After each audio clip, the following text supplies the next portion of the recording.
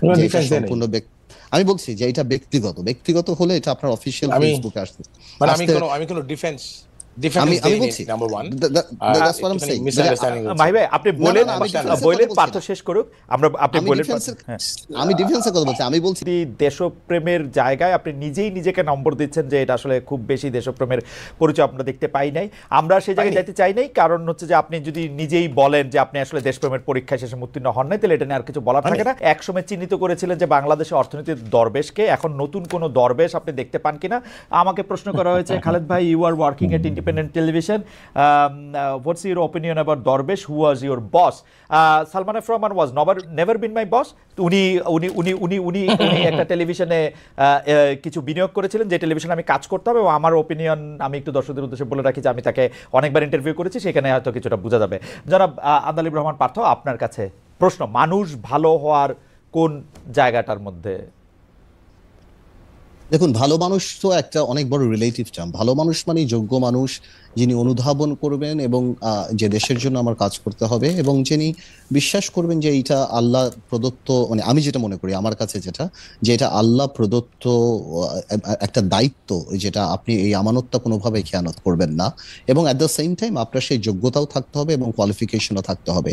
এখন ভালো মানুষদের গত 17-18 বছরে রাজনীতিতে না আসার যেরকম একটা ফিল্ড বানানো হয়েছে, তো আমি কাউকে ছোট করব না, যদিও লেখাপড়া সবকিছুই না, বাট তারপরও আমি এক উদাহরণ দিয়ে দেখি। দেখুন, যখন আপনি ইংল্যান্ডে বা আমেরিকাতে কারা আসে অক্সফোর্ড, কেমব্রিজ, হার্ভার্ড থেকে, আর আমাদের এখানকার লোকাল পলিটিক্সের ব্যাকগ্রাউন্ডটা কোথা থেকে আসে?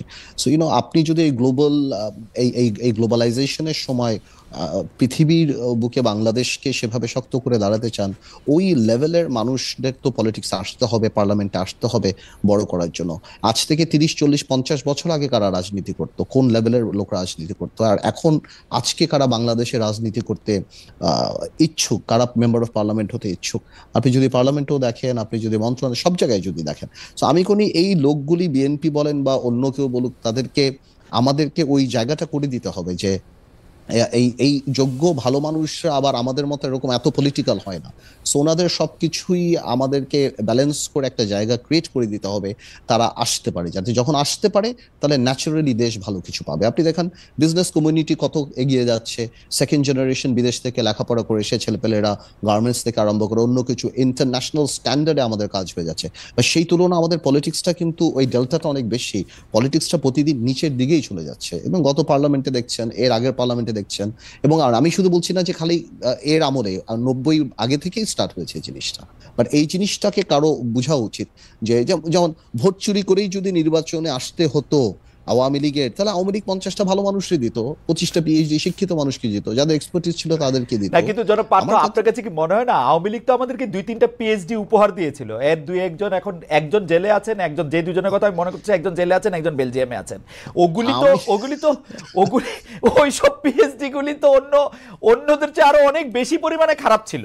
মানে না, আমি এই জন্যই প্রথমে বলে নিয়েছি যে লেখাপড়াই সবকিছু না। আমি এই জন্য কিন্তু ডিসক্লেইমার দিয়ে দিয়েছি যে লেখাপড়াই সবকিছু না, বাট সবকিছু মিলিয়ে ভালো সমাজে গ্রহণযোগ্য পারসেপশন যাদের, ভালো এক্সপার্টিস যাদের আছে, এই ধরনের মানুষকে, ভালো মানুষকে, না ভালো না কি খারাপ এটা তো আল্লাহ তাআলাই জানে, বাট আমরা যতখানি পারসেপশনে বুঝি এই কারণে। আর আপনি একটু পারমিশন দিলে মাহি ভাই কিছু মনে না করলে আমি একটু মাহি ভাইয়ের ব্যাপারে একটু কথা বলবো। মাহি ভাই দু একটা কথা আসলে এত সহজ সরল, মানে আমার হৃদয় ছুঁয়ে যায়। আমার এই জিনিসটা, যেমন মাহি ভাই স্ট্যাটাসটা নিয়ে বললো এটা ব্যক্তিগত। মাহি ভাই, আপনি রাজনীতিতে আমার চেয়ে সিনিয়র। মাহি ভাই, রাজনীতিতে আপনার ব্যক্তিগত জিনিস পাবলিকেশন হয় না, পাবলিকেশন যা হয় সেটা পাবলিক, ব্যক্তিগত জিনিস ব্যক্তিগত। আপনি যখনই এই দেশনেত্রী খালেদা জিয়ার অসুস্থতার ব্যাপারে আপনি স্ট্যাটাস দিবেন, দ্যাট ইজ পাবলিক, অ্যান্ড মানুষ এটাকে তখন মনে করবে এটার মধ্যে পলিটিক্স আছে, এটার মধ্যে অন্য কিছু আছে। যদি না হয়তো এত অসুস্থ ছিল যখন খালেদা জিয়া বা দেশনেত্রী এবং খালেদা জিয়া, ততক্ষণ যখন আপনি স্ট্যাটাস দিয়েছেন কিনা, হঠাৎ এখন আপনি স্ট্যাটাস দিচ্ছেন কিনা, সেগুলি কিন্তু আপনার ক্রিটিকরা সবাই যাচ্ছে করবে। আপনি কোনোভাবেও আপনি এই ডিফেন্সটা দিতে পারবেন না যে এটা সম্পূর্ণ আমি বলছি যে এটা ব্যক্তিগত হলে এটা আপনার অফিসিয়াল ফেসবুকে আসতে। মানে আমি কোনো ডিফেন্স আমি দেইনি, বলছি number one. that's what I'm saying. Misunderstanding Mahi ভাই আপনি বলেন, আমি defense এর বলেন কথা পার্থ বলছি না। শেষ করুক, আপনি আমি বলেন। ডিফেন্সের হ্যাঁ আমি ডিফেন্সের কথা বলছি। আমি বলছি যে আপনি খুবই, আমি শিওর জি, আপনি of course, খুবই of course, of আপনি course. খুবই ব্যক্তিগতভাবে টাচড হয়ে যেন you lost your father few days back আপনি স্ট্যাটাসে দিয়েছেন, এবং আমি এটা বিশ্বাস করি, আমি নোয়িং ইউ, আমি আপনাকে বিশ্বাস করি যে আপনি একদমই সহজ সরলভাবে এটা দিয়েছেন, কিন্তু পাবলিক পারসেপশনটা কিন্তু আলাদাভাবে যায় যখনই আপনি পাবলিক ডোমেনে বলেন। আরেকটা কথা আপনি বারবার বলেছেন যে আপনি বিকল্প ধারার মুখপাত্র, এইটাতেও আমার মনে হয় যে মুখপাত্র ছাড়াও কিন্তু মাহিবা আপনি বিকল্প ধারার one of the major decision making বডির একটা প্রমিনেন্ট মানুষ।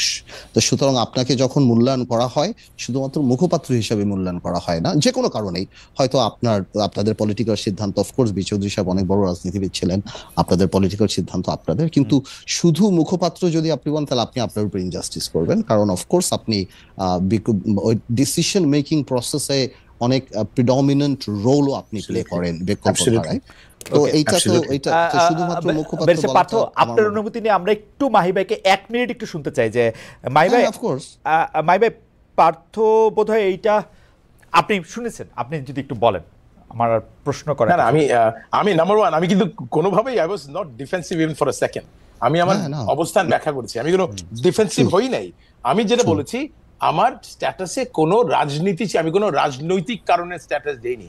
আমি এটা বলছি না যে আমার বক্তব্যটা রাজনীতিভাবে গ্রহণ করা হবে না। আমি একজন রাজনীতিবিদ, আরেকজন রাজনীতিবিদ সম্পর্কে, এবং যাদের সাথে আমাদের একটা মতপার্থক্য রয়েছে, একটু সৃষ্টি হয়েছে, তাদের ব্যাপারে একটা যখন আমি আমার, কিন্তু আমি এটা কোনো রাজনীতি করার উদ্দেশ্যে দেই নাই। এটা হচ্ছে নাম্বার ওয়ান। নাম্বার টু, রাজনীতি হয়ে গেছে আর কি, হতে পারে রাজনীতি, বাট এখানে মনে হয় Partha, with all respect, you know I love you. প্রথম থেকে আমি বলেছি যে রাজনীতি পার্থক্য যেখানে থাকুক, আমি কিন্তু পার্থর সাফল্য কামনা করি। আমি সবসময় সেটা দেখতে চাই, আমরা একই জায়গায় না থাকলেও দেখতে চাই, এবং আমি এই জেনারেশন, আমি সবসময় সেটা আশা করি। কিন্তু আমি যেটা মনে করি, এই জেনারেশনের প্রত্যাশার কথা যদি আজকে বলা হয়, আমি বারবার বলছি, I think we need to redefine politics. এটাই যদি রাজনীতি হয়, এটা রাজনীতি হওয়া উচিত না। হ্যাঁ, রাজনীতি মানে সব জায়গার মধ্যে, রাজনীতি মানে কি আসলে, যেমন একটু আগে যে ভালো মানুষের যে কথা হলো, আমি পার্থর সাথে আমার অনেক আলোচনা হয়, অনেক কথা কিন্তু আমরা নিজেরা দুজন একসাথে অনেক আলোচনা করি, এবং সেই আলোচনায় বারবার কিন্তু কথাটা উঠে আসে, আসলে what Partha wanted to mean is absolutely correct, যে এখানে ভালো মানুষ মানে কি। ভালো মানুষ মানে দেখুন, আপনার ভালো মানুষ তো অনেক কাজের জন্য, কিন্তু রাজনীতির জন্য, রাষ্ট্রের জন্য যখন আমরা একজন ভালো মানুষ খুঁজি, তখন এক নম্বর আমি যে এমন মানুষ যাদের মধ্যে কোনো অহংকার নাই। কেন বাংলাদেশে 54 বছর ধরে রাজনীতি, কিন্তু মাহি ভাই, আমার মনে হয় যে আমরা আপনার কাছে খালেদ ভাই শেষ করবেন। আচ্ছা, আমি ভালো মানুষের জায়গায় আসছিলাম। ভালো মানুষের সংজ্ঞাটা অত্যন্ত জরুরি। রাজনীতিতে এক নম্বর, অহংকারী মানুষ আমরা দেখতে চাই না। আমরা অনেক অহংকার দেখেছি, that's number one. Let people decide অহংকারটা কি, অহংকারী কারা, যাদের চোখে, মুখে, কথায়, বার্তায়, বডি ল্যাঙ্গুয়েজে সারাক্ষণ অহংকার দেখেছি আমরা। সেই অহংকারী মানুষ দেখতে চায় না। এটাকে আই এম শিওর পার্থর সাথে আমার অনেক আলোচনা আছে, and we all mean that. Number two, দেশপ্রেমের পরীক্ষা 100 পাইতে হবে। আর আপনি যদি আমাকে বলেন, আমি 2018 নির্বাচনের ক্ষেত্রে দেশপ্রেমের পরীক্ষায়, যেহেতু আমি আমার নিজের স্বার্থ বেশি দেখার চেষ্টা করেছি রাষ্ট্রের স্বার্থের থেকে, আমি কিন্তু মনে করি আমি দেশপ্রেমের পরীক্ষায় উত্তীর্ণ হতে পারিনি 18 নির্বাচনের পর।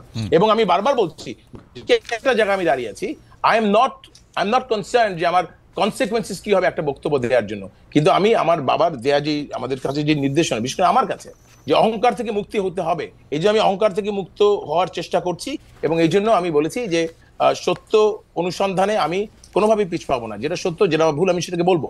এটাকে বলার পর আমার কনসিকুয়েন্সেস কি হবে, মানুষ এটাকে কিভাবে নিবে, do I not care? I do care, কিন্তু আমার তারপর কিছু করার নেই, আমাকে সত্য উপস্থাপন করতে হবে। তার মানে 3 নম্বরে দক্ষতা থাকতে হবে।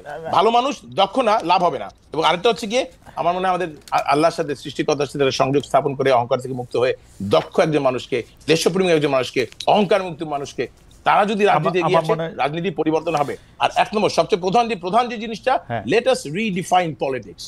রাজনীতিটাকে একটু রিডিফাইন হওয়া উচিত। আচ্ছা, অহংকার না থাকাটা নিয়ে আপনি একদম স্পষ্ট করে বলেছেন। আমি একটু ব্যারিস্টার পার্থের কাছে ফিরে যেতে চাই, কিন্তু আমি প্রশ্নটা করে যেতে চাই, আপনি যদি দেশপ্রেমের জায়গায় আপনি নিজেই নিজেকে নম্বর দিচ্ছেন যে এটা আসলে খুব বেশি দেশপ্রেমের পরিচয় আমরা দেখতে পাই নাই, আমরা সেই জায়গায় যেতে চাই নাই, কারণ হচ্ছে যে আপনি যদি নিজেই বলেন যে আপনি আসলে দেশপ্রেমের পরীক্ষায় শেষে উত্তীর্ণ হন নাই, তাহলে এটা নিয়ে আর কিছু বলার থাকে না।